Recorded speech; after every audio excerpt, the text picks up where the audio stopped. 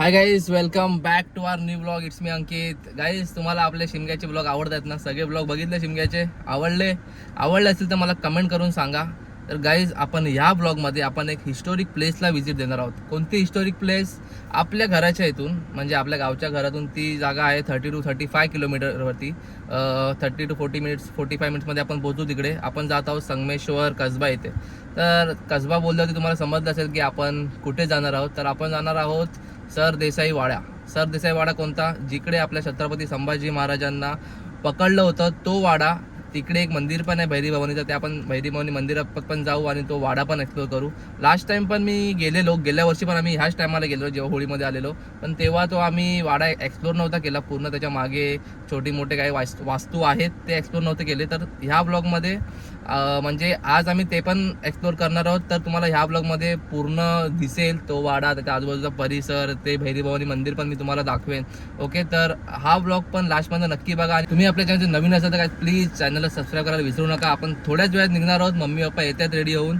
तर आपण लगेच निघू. चला, विदाऊट वेस्टिंग एनी टाईम सुरू करूया ब्लॉगला.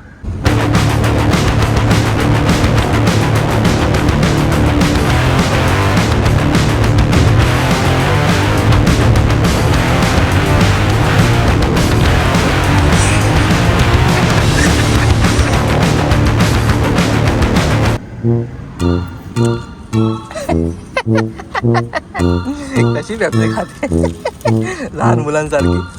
आपण पुसतोय खूप वर्षानंतर पेप्सी खाते, खूप वर्षानंतर. गावी ऊन खूप आहे ना. चला बघा गाईज, संगमेश्वरच्या आधी ना असा हा ब्रिज लागतो आणि ब्रिजच्या नंतर ना आपल्याला लेफ्टला जायचं आहे. लेफ्टला छोटासा असा ना एक कच्चा रस्ता आहे बघा. हा रस्ता आहे लेफ्टला. इथून आपल्याला असं लेफ्ट मारायचं आहे आणि लेफ्ट नंतर की 2 फाटे फुटतात तर आपल्याला जायचं आहे राईट साईडला. राईट साईडलाच आपल्याला मंदिर पण भेटणार आणि सरदेसाई वाडा पण त्याच दिशेने आहे. मित्रांनो, हे आहे भैरी भवानी मंदिर संगमेश्वर कसबा इथे. खूप सुंदर असं मंदिर आहे आणि आपण ज्या टायमाला आलो त्या टायमाला गर्दी पण नाही. तर जाऊन आधी दर्शन घेऊया.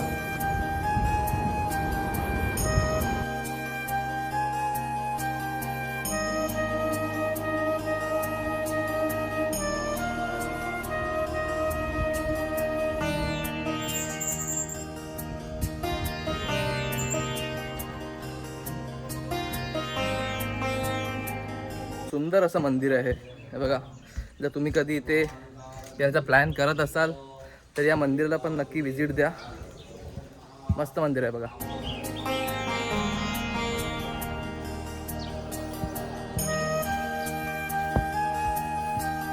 मस्त आपलं दर्शन झालं आहे.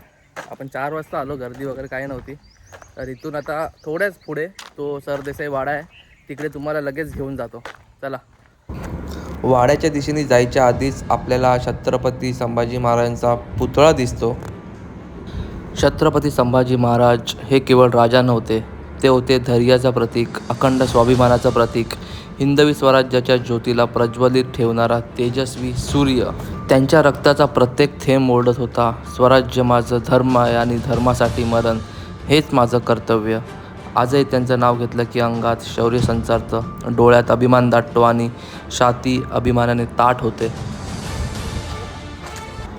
पुतळ्याच्या अगदी उजव्या बाजूनीच एक रस्ता आहे, तो आपल्याला घेऊन जातो सरदेसाई वाड्याकडे. चला जाऊया. आणि थोडं पुढे गेल्यावरती तुम्हाला बोर्ड दिसेल, त्याच्यावरती लिहिलं आहे छत्रपती संभाजी महाराजांच्या वाडा जाण्याचा मार्ग. आणि लेफ्ट मारूनच अगदी काही सेकंदावरती तो वाडा आहे. लेफ्ट मारून परत एकदा पुढे जाऊन लेफ्ट मारायचं आहे आणि हा वाडा तुमच्या समोर, सरदेसाई वाडा.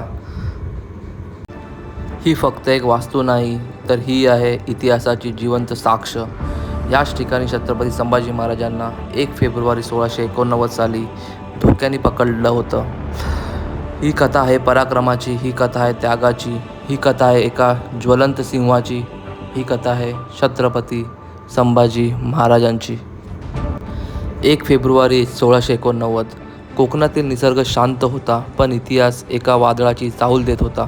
संगमेश्वर कसबा नद्यांचा संगम, डोंगररांगांनी वेढलेली भूमी, इथे थांबले होते स्वराज्याचे दुसरे छत्रपती, छत्रपती संभाजी महाराज.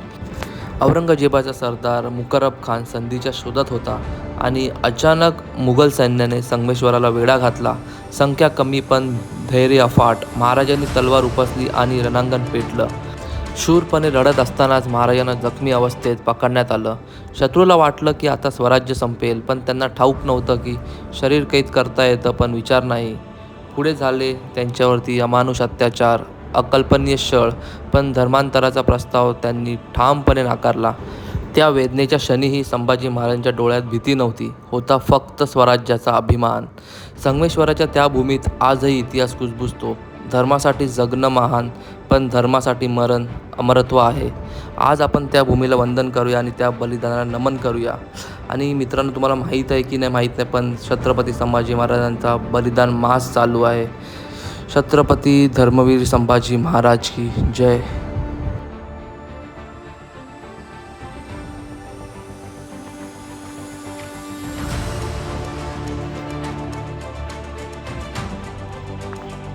इथे पण जसं आपल्या रायगडावरती नंदीचं हे नाही आहे शिर, तसं इथे पण जे अतिक्रमण झालेलं त्यांनी सगळ्यांनी इथे तोडफोड केलेली.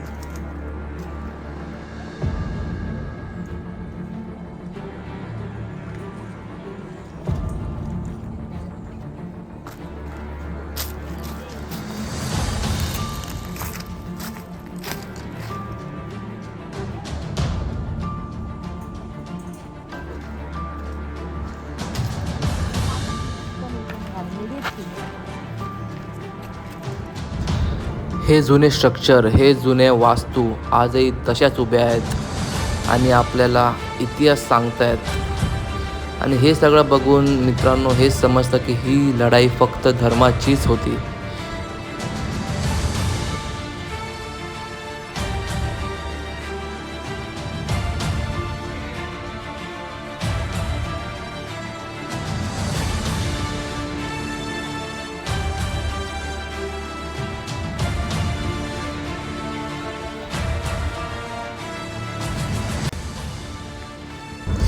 हे बघा, अजून एक नंदी आपल्याला त्याच अवस्थेत भेटला आहे.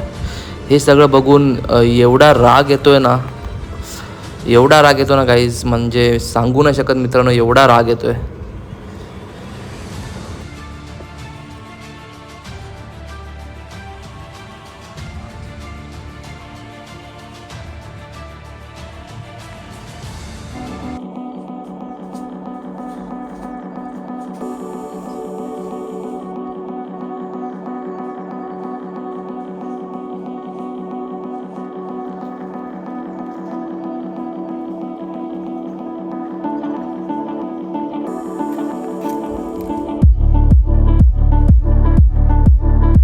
काय कशी वाटली तुम्हाला ही जागा?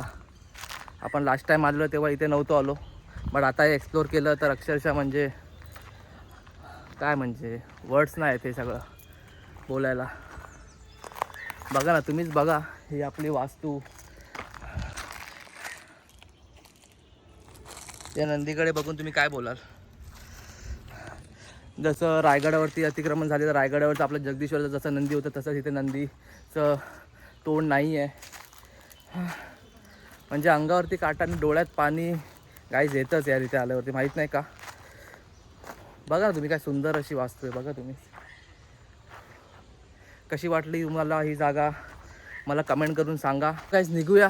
तुम्ही जर ह्या वाड्यात कधी येत असाल, आपल्या मुंबई गोवा हायवेवरती कधी येत असाल तर अगदी 1 किलोमीटरवरतीच हा वाडा आहे आणि वाड्याच्या अगदी मागेच हे 3 मंदिरं आहेत. खूप सुंदर अशी मंदिरं आहेत, तर त्यांना नक्की भेट द्या. जर तुम्हाला हा ब्लॉग आवडला असेल तर ब्लॉगला लाईक करा, कमेंट करा, शेअर करा. आणि गाईज अजून तुम्ही आपल्या चॅनलला काही सबस्क्राईब नाही केलं तर guys please do subscribe our channel. भेटूया आपल्या पुढच्या ब्लॉगमध्ये. जय हिंद, जय महाराष्ट्र, जय शिवराय.